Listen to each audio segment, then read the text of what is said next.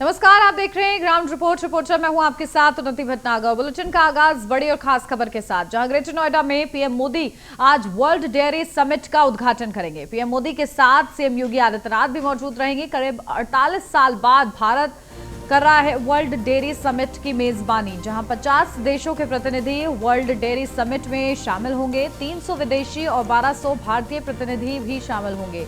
700 से 800 किसान भी इस समिट में हिस्सा लेंगे। ग्रेटर नोएडा में 15 सितंबर तक ये वर्ल्ड डेयरी समिट चलेगा। तो देखिए, ग्रेटर नोएडा में श्वेत क्रांति का सम्मेलन, जहां ग्रेटर नोएडा में 15 सितंबर तक वर्ल्ड डेयरी समिट चलेगा। ग्रेटर नोएडा में प्रधानमंत्री नरेंद्र मोदी आज इस खास कार्यक्रम में शिरकत भी करेंगे।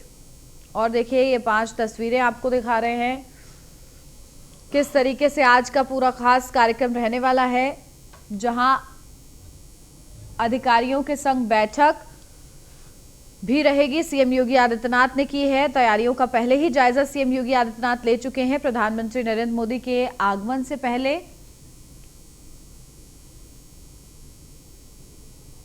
तो देखिए, लगातार ये 5 तस्वीरों के जरिए क्या तैयारियां हैं उसकी एक झलक। किस तरीके से सीएम योगी आदित्यनाथ खुद मैदान में उतरे हुए हैं, उन्होंने तैयारियों का बाकायदा जायजा लिया है। और आज प्रधानमंत्री नरेंद्र मोदी भी खास इस कार्यक्रम में शामिल होंगे और ये कार्यक्रम 15 सितंबर तक चलेगा। तो आज वर्ल्ड डेयरी समिट का उद्घाटन करेंगे प्रधानमंत्री। तो ये खास कार्यक्रम है। 48 साल बाद आपको बता दें, भारत वर्ल्ड डेयरी समिट की मेजबानी कर रहा है। 50 देशों के प्रतिनिधि वर्ल्ड डेयरी समिट में शामिल होंगे। 300 विदेशी और 1200 भारतीय प्रतिनिधि भी शामिल होंगे। साथ ही 700 से लेकर 800 किसान भी इस समिट का हिस्सा रहने वाले हैं और ये समिट 15 सितंबर तक चलेगा। वहीं वर्ल्ड डेयरी समिट 15 सितंबर तक रहेगा इसका आयोजन और इसके लिए सभी तैयारियां मुकम्मल कर ली गई हैं। 4 दिवसीय आयोजन 12 से लेकर 15 सितंबर तक रहने वाला है।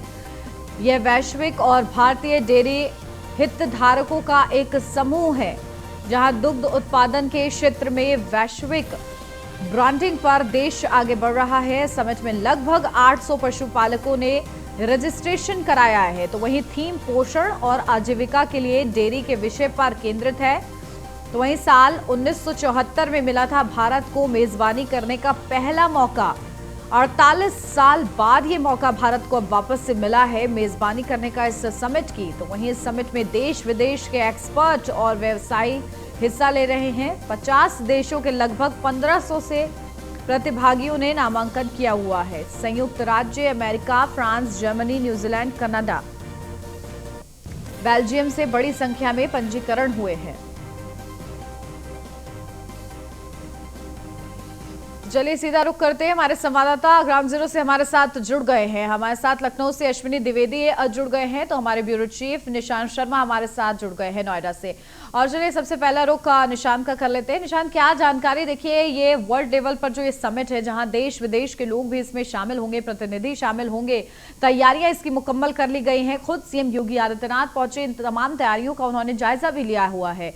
आज को लेकर क्या तैयारियों, कैसा उत्साह आप देख रहे हैं? देखिए, कुछ समय बचा हुआ है। जिस तरीके से एक्सपो मार्ट सेंटर के अंदर सीएम योगी पहुंचने वाले हैं और उसके बाद जो है एक्सपो मार्ट सेंटर में जो विश्व डेयरी समिट का जो कार्यक्रम है उसका जायजा लेंगे। हालांकि जो बताया गया है कि लगभग 9:30 बजे उत्तर प्रदेश के मुख्यमंत्री पहुंचेंगे। उसके बाद लगभग 10:30 बजे, 10:15 बजे प्रधानमंत्री पहुंचेंगे। उसके बाद उससे पहले जो है अधिकारियों के बीच में समीक्षा बैठक लेंगे, जायजा करेंगे। वहां पर देखा जाएगा किस तरीके से ये कार्यक्रम हो रहा है। हालांकि एक दिन पहले भी वो वहां पर एक्सपो मार्ट सेंटर के अंदर पहुंचे। उन्होंने अधिकारियों के बीच जाकर जायजा लिया किस कार्यक्रम को किस तरीके से रखा गया है, कितनी स्टॉलें बनाई गई हैं, क्या कुछ पारदर्शनी है अंदर, पूरी तरीके से उन्होंने बाकायदा वहां का जायजा लिया था। और हालांकि अधिकारियों के साथ शैक्षिक कार्य को लेकर बैठक की, तमाम इस कार्य को लेकर किस तरीके से व्यवस्था रखी जाएगी, किस तरीके से जो डाइवर्ट रूट की बात बात की जाए, यातायात की बात की जाए, तमाम मुद्दों पर मुख्यमंत्री ने खुद चर्चा की है।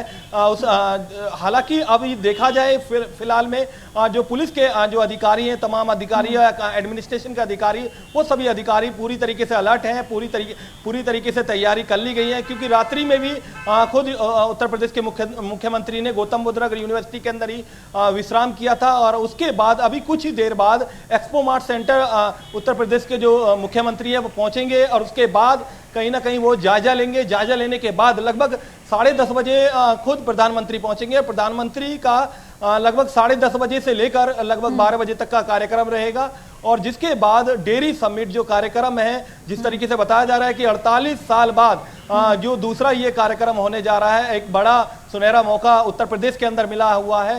हालांकि इसमें जो उद्योग व्यापारी हैं, जिस तरीके से बताया जाए, डेयरी व्यापारी जो हैं उनको कहीं ना कहीं बड़ा एक मुनाफा मिलेगा, जिस तरीके से इसमें कार्य में मुनाफा मिलेगा, और जिस तरीके से एक बड़ी सौगात मिलने वाली है। लगातार जो इसमें देखा जाए लगभग 50 अलग अलग कंट्रियों के यहाँ पर प्रतिनिधि यहाँ पर शामिल होंगे, किसान शामिल होंगे, और तमाम जो व्यापारी हैं विदेशों से वो शामिल होंगे। और कहीं ना कहीं ये देखा जा रहा है कि उत्तर प्रदेश के मुख्यमंत्री के साथ गुजरात के मुख्यमंत्री, कर्नाटक के मुख्यमंत्री, अन्य स्टेट के भी मुख्यमंत्री इस कार्यक्रम में शामिल होंगे। गृह मंत्री अमित शाह भी शामिल होंगे, प्रदेश के अध्यक्ष जो है भूपेंद्र सिंह शामिल होंगे, गौतम बुद्ध नगर के सांसद इस कार्यक्रम में शामिल होंगे, औद्योगिक जो मंत्री हैं जेपी नंदगोपाल नंदी वो भी यहाँ इस कार्यक्रम में शामिल होंगे। और जिस तरीके से देखा जाए, कुछ तस्वीरें अपने दर्शकों को दिखा दूं कि जिस तरीके से आप देखिए कि पूरी तरीके से अभी जो रूट चल रहा है, पीछे आप देखेंगे थोड़ा हमारे पीछे, तो यहाँ पर डाइवर्ट रूट जो है 15 मिनट के लिए कराया जाएगा। हालांकि बैरिकेडिंग लगा रखी है, बैरिकेडिंग के साथ साथ पुलिस सुरक्षा जो है पूरी तरीके से एक्टिव कर लिया। हालांकि मीडिया की एंट्री इस कार्यक्रम में नहीं है, लेकिन जिस तरीके से डेयरी समिट जो कार्यक्रम है, एक बड़ा कार्यक्रम रखा गया, जिस तरीके से वर्ल्ड का, विश्व का एक बड़ा कार्यक्रम है, जिसको लेकर कहीं ना कहीं 2 दिन से खुद उत्तर प्रदेश के मुख्यमंत्री जो हैं इस कार्यक्रम की प्लानिंग कर रहे हैं। पूरी तरीके से इस कार्यक्रम का नियोजन करते हुए साफ देखे जा सकते हैं। खुद उन्होंने अपने जो आला अधिकारी हैं, यहाँ के कमिश्नरेट अधिकारी हैं या एडमिनिस्ट्रेशन के अधिकारी हैं, उनके साथ खुद चर्चा की है, क्योंकि किसी प्रकार की कोई व्यवस्था खराब ना हो। और जिस तरीके से देखा जा रहा है कि विश्व का एक बड़ा कार्यक्रम होने वाला, जिसका उद्घाटन खुद प्रधानमंत्री नरेंद्र मोदी करेंगे। बिल्कुल, ये खास आज कार्यक्रम रहने वाला है। ठीक है, आप निशान बने रहिए हमारे साथ। अश्विनी, देखिए 48 साल बाद ये मौका भारत के हाथ दोबारा से लगा है इस खास अब कार्यक्रम की मेजबानी करने का, तो कितनी बड़ी उपलब्धि से उत्तर प्रदेश के लिए माना जा रहा है?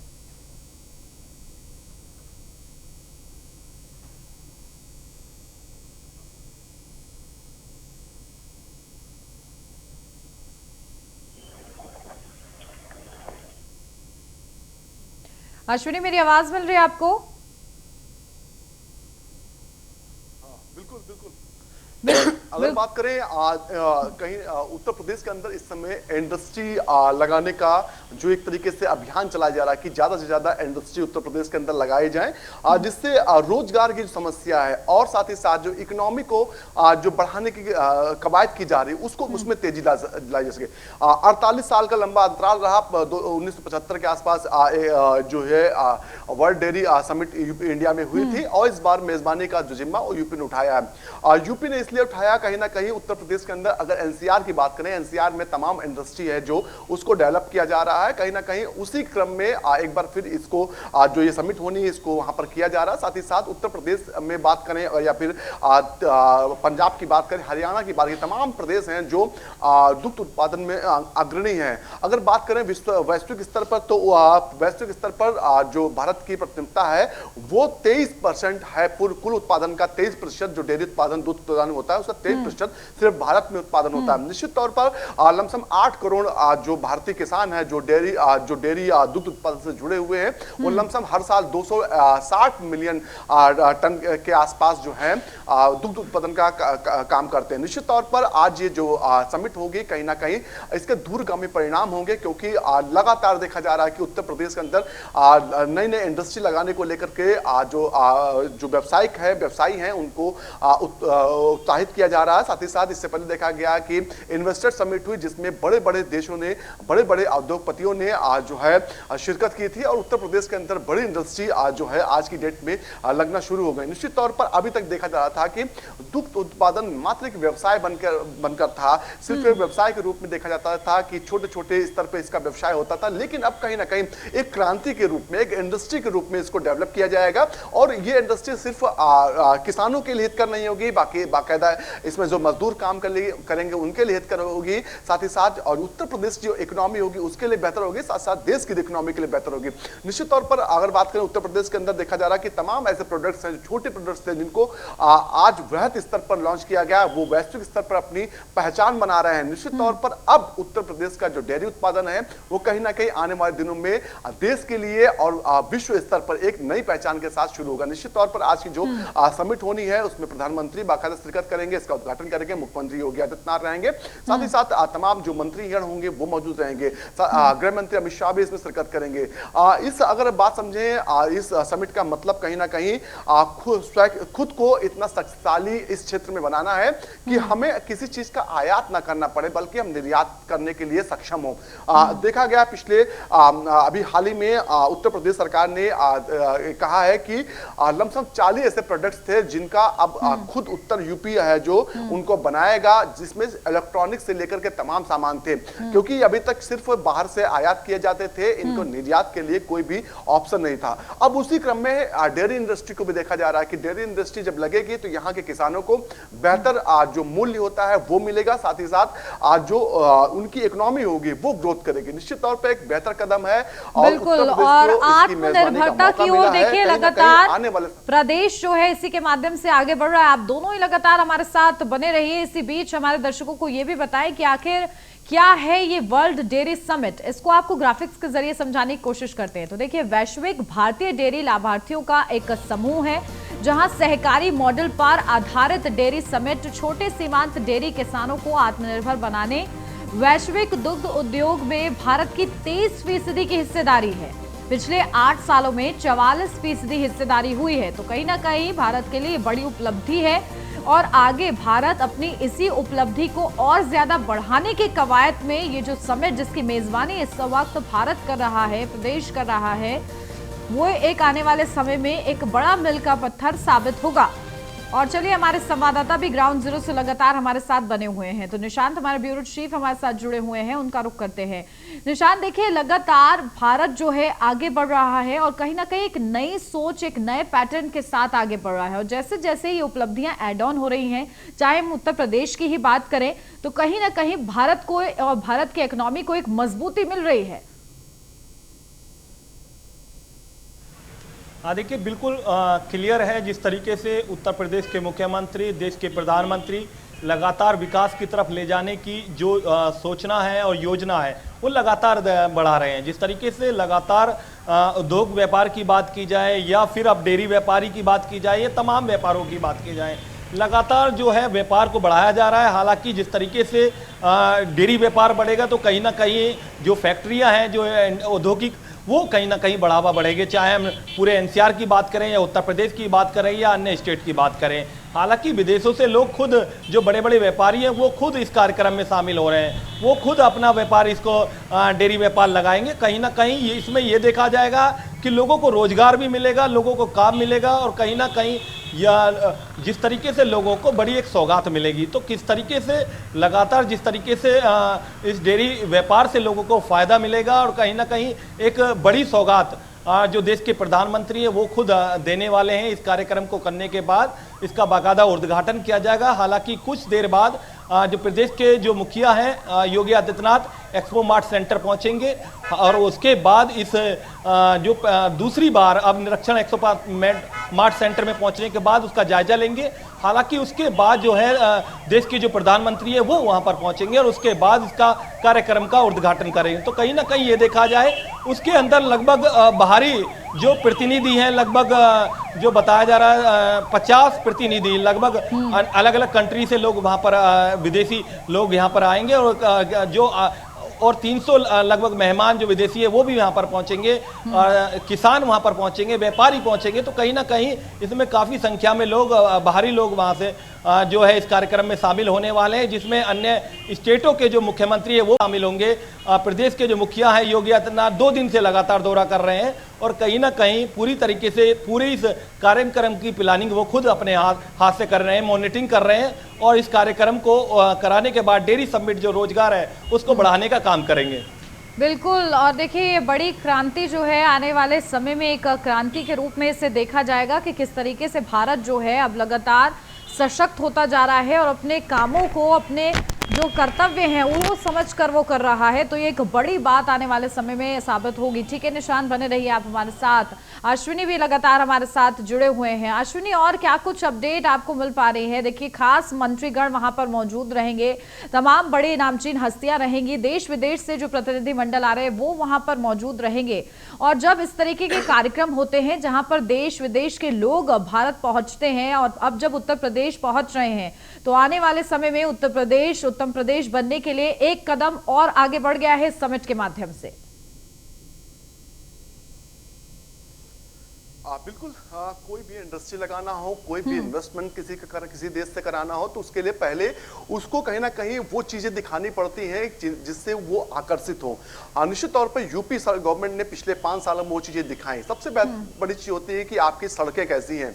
अगर सड़कें बेहतर नहीं है तो कोई भी इंडस्ट्रियल होगा वो इंडस्ट्री लगाने के लिए राजी नहीं होगा। उत्तर प्रदेश सरकार ने सड़कों का जाल बिछाया, तमाम एक्सप्रेसवे बनाकर तैयार किए और कहीं ना कहीं तमाम जो छोटे मोटे जो हाईवे थे उनको बड़ा किया गया, निश्चित तौर पर जिससे कहीं ना कहीं एक समस्या हल हुई कि आवागमन की या फिर जो ट्रांसपोर्टेशन की समस्या होगी वो खत्म की। उसके बाद यूपी गवर्नमेंट ने बिजली पर काम किया। बिजली देखा जाता था कि 2012-17 के बीच देखिए किस तरह से बिजली कटौती एक बड़ी समस्या थी, जहां शहरी क्षेत्र या ग्रामीण क्षेत्र हो बिजली आपूर्ति बेहतर नहीं हो पा रही थी। लेकिन पिछले कुछ सालों में यूपी गवर्नमेंट ने बिजली के सेक्टर में, ऊर्जा के क्षेत्र में बेहतर काम किया और यहां तक कि दूसरे राज्यों को जो है ऊर्जा मुहैया कराई, जिसमें मध्य प्रदेश, राजस्थान जैसे राज्य जो है वो शामिल है। अब उसके बाद था कानून व्यवस्था को लेकर के काम करना। यूपी गवर्नमेंट ने सबसे ज्यादा चोट कानून व्यवस्था पर दी, क्योंकि ऐसा माना जाता था यूपी में कोई भी इंडस्ट्री लगाने से पहले देखता था कि यहाँ की कानून व्यवस्था कितनी खराब है। अवैध वसूली से लेकर तमाम माफिया राज चलता था, जिससे कहीं ना कहीं जो व्यापारी थे वो यूपी में आना नहीं चाहते थे। इसी का नतीजा था कि यूपी में ना करके व्यापारी गुजरात जाते थे, क्योंकि कहा जाता था गुजरात में कानून व्यवस्था अच्छी है और वहां पर वो माहौल मिल रहा है जिसमें कहीं ना कहीं उनको समस्या नहीं होगी। तो चौथी चीज थी कि आज जो जमीन थी मुहैया कराना, वो जो जमीन नहीं मुहैया कराई जा रही थी, क्योंकि देखा गया 2012 के बाद मारुति है अपना प्लांट लगाना चाहती थी यूपी में, लेकिन उसको आज जो जमीन चाहिए थी वो सही दाम पर नहीं मिली, सही सुरक्षा की व्यवस्था नहीं मिली, जिसके बाद वहां उसने यहां से अपना प्लांट जो था शिफ्ट कर दिया। लेकिन इन चारों चीजों पर काम किया गया और आज ये है कि उत्तर प्रदेश के अंदर बेहतर जो है इन्वेस्ट हो रहा है और जो $1 ट्रिलियन की जो इकोनॉमी बनाने की बात कही जा रही है वो कहीं ना कहीं उसकी ओर अग्रसर हो रहा है यूपी। डेयरी उत्पादन जो है एक इसमें कहीं ना कहीं बड़ा सहयोग कर सकता है यूपी की इकोनॉमी बढ़ाने के लिए, साथ ही साथ देश की जो इकोनॉमी है उसको लेकर के भी बेहतर साथ दे सकता है, क्योंकि यूपी में तमाम ऐसे राज्य हैं, यूपी की बात करें या फिर माफ कीजिए देश में ऐसे तमाम राज्य हैं, यूपी है, पंजाब हो गया, हरियाणा, जो कहीं ना कहीं दुग्ध उत्पादन में बेहतर परफॉर्मेंस करते हैं, लेकिन सही तरीके से उसका उपयोग नहीं होता है। इंडस्ट्री ना होने की वजह से उसका जो खपत है वो देश के अंदर जाती है या प्रदेश के अंदर या गांव में रह जाती है, वो बाहर नहीं जा पाती, जिससे उसको जो दाम मिलना चाहिए वो नहीं मिल पाता। लेकिन अब इन्हीं चीजों पर काम किया जा रहा है। अगले कुछ सालों में यह इंडस्ट्री संभवतः एक बड़ी इंडस्ट्री के रूप में डेवलप होगी, जो रोजगार देगी, जो इकोनॉमी बढ़ाएगी, जो व्यक्तिगत व्यक्ति प्रति व्यक्ति आय बढ़ाएगी। कहीं ना कहीं यूपी गवर्नमेंट जो है, मुख्यमंत्री योगी आदित्यनाथ का जो प्रयास है वो कहीं ना कहीं कारगर साबित होगा और तमाम ऐसे उदाहरण उत्तर प्रदेश के पास हैं जिसमें मुख्यमंत्री ने काम किया और उसका बेहतर परफॉर्मेंस रहा और आज उत्तर प्रदेश के अंदर तमाम ऐसी इंडस्ट्री हैं जो आज काम कर रही है, साथ ही साथ आगे काम करने के लिए वो और भी पैसा लगाने के लिए यूपी इन्वेस्ट करने के लिए तैयार हैं। जी बिल्कुल, और देखिए डबल इंजन सरकार की यही प्राथमिकता है कि जब निवेश की बात की जा रही है तो निवेश के लिए जो तमाम रिसोर्सेज हैं उसको और ज्यादा सशक्त किया जाए ताकि निवेशक जो हैं आकर्षित हों। आप दोनों का ही बहुत शुक्रिया खास और महत्वपूर्ण अपडेट के लिए। बढ़ते आगे, जहां ज्ञान वापी श्रृंगार गौरी मामले में आज फैसला आएगा, जहां केस की पोषणता पर फैसला सुनाएगा आज जिला कोर्ट, जहां मुकदमा चलने योग्य है या नहीं इस पर फैसला आना है। जहां फैसला आने से पहले सुरक्षा के पुख्ता इंतजाम किए गए हैं। पूरे कमिश्नरेट एरिया में धारा 144 लागू कर दी गई है। जिला कोर्ट में दोनों पक्षों की सुनवाई पूरी हो चुकी है और दोनों ही पक्षों ने अपनी दलीलें रख चुका है कोर्ट में। और अब देखिए जिला कोर्ट इसमें बड़ा महत्वपूर्ण फैसला सुनाएगा। इस पूरे केस की पोषणता को लेकर।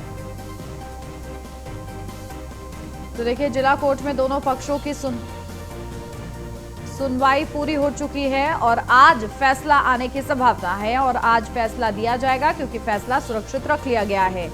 तो केस की पोषणता पर फैसला सुनाएगा जिला कोर्ट।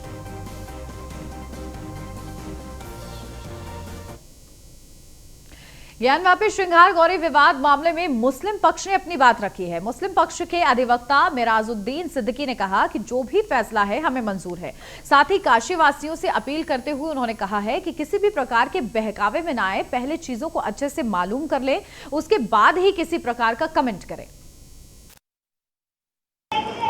अदालत में दोनों पक्षों की बहस हुई है, ईमानदारी से बहस हुई।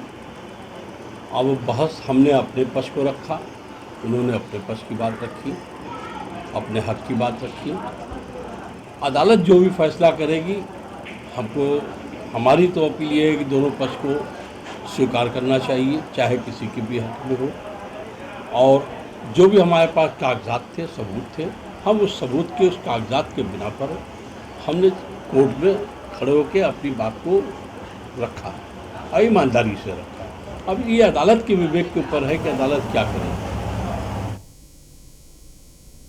वहीं ज्ञानवापी मामले में फैसला आने से पहले वाराणसी पुलिस कमिश्नर सतीश गणेश ने काशी वासियों से अपील की है और क्या कुछ उन्होंने अपील की है, सुनवाते। वाराणसी कमिश्नरेट में कल न्यायालय के द्वारा एक महत्वपूर्ण मामले में निर्णय सुनाए जाने की संभावना के दृष्टिगत आज सभी वरिष्ठ अधिकारियों के साथ, जिसमें एसएचओस, एसीपीस, एडिशनल डीसीपीस और डीसीपीस सारे अधिकारी प्रतिभाग किए थे, उन्हें संवेदित किया गया है। धारा 144 सीआरपीसी के आदेश निर्गत कर दिए गए हैं। जनपद में सेक्टर स्कीम लागू की जा रही है। प्रत्येक जगह पर खासतौर से मिक्स आबादी वाले इलाकों में पुलिस का पर्याप्त सुरक्षा प्रबंध किया जा रहा है। जो हमारे पेट्रोल की गाड़ियां हैं, यानी कि पीआरवी व्हीकल्स हैं, उनको स्ट्रेटेजिक लोकेशंस पे स्टेशन किया जा रहा है। क्यूआरटीज की टीम गठित कर दी गई है। प्रत्येक क्यूआरटी के साथ में एक इंस्पेक्टर रैंक के अधिकारियों को लगाया गया है और हम लोगों का प्रयास है कि कानून व्यवस्था की स्थिति किसी भी दशा में आउट ऑफ कंट्रोल ना हो। और चलिए सीधा रुख करते हैं, हमारे संवाददाता संतोष ओझा वाराणसी से हमारे साथ जुड़ गए हैं। संतोष, क्या जानकारी? देखिए, आज फैसला आएगा कि आखिर ये जो याचिका पहुंची है ये सुनने लायक है या नहीं, इसको लेकर फैसला सुरक्षित रख लिया गया है। दोनों ही पक्षों की तरफ से अपनी अपनी दलीलें भी दे दी गई हैं और साथ ही शांतिपूर्ण माहौल बना रहे, इसके लिए अपील भी की गई है प्रशासन की तरफ से भी। फिलहाल आज की क्या अपडेट? देखिए, यदि देखा जाए इस पूरे केस को, तो मुस्लिम पक्ष ने एक चैलेंज किया था और वो चैलेंज ये किया था कि ये कोर्ट इस केस को सुनने के लायक नहीं है, सक्षम नहीं है। और उसके बाद ये सुप्रीम कोर्ट की ओर गए थे। सुप्रीम कोर्ट ने एक रूलिंग दी और उस रूलिंग के तहत 7/11 पे ये बहस है। रूल 7 के धारा 11 के तहत ये बहस हुआ और इस बहस में या ये कहा जाए कि मुस्लिमों ने अपना पक्ष रखा कि क्यों इसे नहीं सुना जाना चाहिए, हिंदुओं ने अपना पक्ष रखा कि क्यों सुना जाना चाहिए।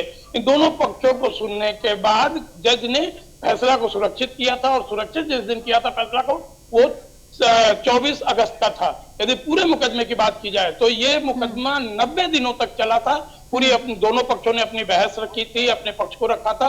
और अभी हाल फिलहाल की यदि आज की बात करें तो आज वो घड़ी है, वो समय है, 2 बजे मुकर्रर किया गया है लंच आवर के बाद, जब इस पूरे मामले पे, किस मामले को पे सुनवाई होनी है या नहीं होनी है, मामला आगे बढ़ेगा या नहीं बढ़ेगा, इससे फैसला आना है। दूसरी ओर यदि हम शहर के हालात की बात करें तो शहर के हालात के लिए न केवल सुरक्षा बल बल्कि प्रशासन, ये कहा जाए कि पुलिस प्रशासन और प्रशासक, इन दोनों की ओर से न केवल चाक चौबंद व्यवस्था की गई है बल्कि एक एडवाइजरी जारी की गई है पब्लिक को कि वो किसी भी ढंग के अफवाहों पर विश्वास न करें। खास करके व्हाट्सएप ग्रुप हैं, उनको सोशल मीडिया के जो विभिन्न माध्यम हैं, उन सबों पे नजर रखने की बात की गई है। क्यूआरटी और तमाम वो सुविधाएं की गई हैं, पेट्रोलिंग बढ़ा दी गई है, फूड पेट्रोलिंग की जा रही है, सिर्फ इस बात के लिए कि कोई बातें या कोई जो माहौल बिगाड़ने का कोई जो प्रयास करे उसको समय से रोका जा सके। दूसरी ओर यदि हम ज्ञानवापी परिसर या उसके आसपास के क्षेत्रों की बात करें तो समझा जा सकता है कि सुबह से वहां पे पुलिस बल बढ़ा दी गई है, आवाजाही पे नजर रखी जा रही है।